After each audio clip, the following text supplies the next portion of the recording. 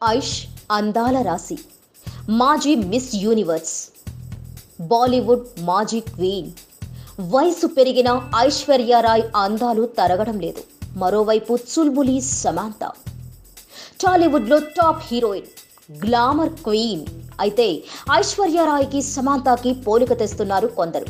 వాళ్ళిద్దరూ సినీ హీరోయిన్లు అని మాత్రమే కాదు, వాళ్ళిద్దరి జాతకాలు కూడా ఒకటే అంటున్నారు కొందరు సినీ పండితులు.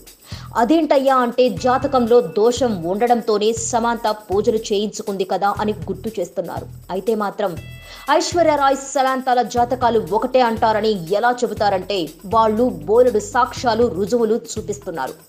దాదాపు దశాబ్దం కిందట అభిషేక్ ఐశ్వర్యల పెళ్లి సందర్భంగా ఆమె జాతకంలో కొన్ని దోషాలు ఉన్నాయని గుర్తించారు. ఆ దోషాల నివారణ కోసం అమితాబ్ బచ్చన్ కుటుంబం ఐశ్వర్యను వెంట తీసుకుని దేశంలోని ప్రముఖ సుబ్రహ్మణ్య క్షేత్రాల్లో పూజలు చేయించింది.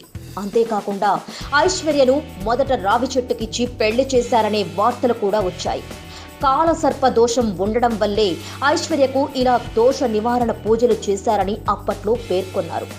ఇది అప్పట్లో పెద్ద సంచలనం కూడా సృష్టించింది. తాజాగా సమాంత జాతకంలో కూడా దోషాలు ఉన్నాయని చెబుతున్నారు. ఆమె జాతకంలో కాలసర్ప దోషం ఉందని, అందుకని గతంలో అప్పటి బాయ్ ఫ్రెండ్ సిద్ధార్థతో కలిసి కాళహస్తి దేవాలయంలో సర్పదోష నివారణ పూజలు చేయించుకుంది సమాంత.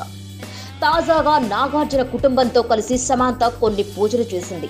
అక్కినేని వారి ఇంట్లో నాగార్జున సమక్షంలో వేద పండితుల ఆధ్వర్యంలో సమాంత, నాగచైతన్య ఇద్దరూ బొట్టు పెట్టుకుని చాప మీద పక్కపక్కనే కూర్చొని పూజలు చేశారు.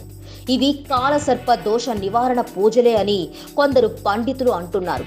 ఇలా ఐశ్వర్యరాయ్ సమాంత వీళ్ళిద్దరి జాతకాల్లో కాలసర్ప దోషం ఉందని చెబుతున్నారు. అందుకనే ఈ ఇద్దరి జాతకాలు ఒకేలాగా ఉన్నాయని సినీ పండితులు వ్యాఖ్యానిస్తున్నారు.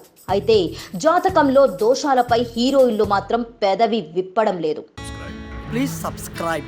Hi, it's me Purna. Please subscribe.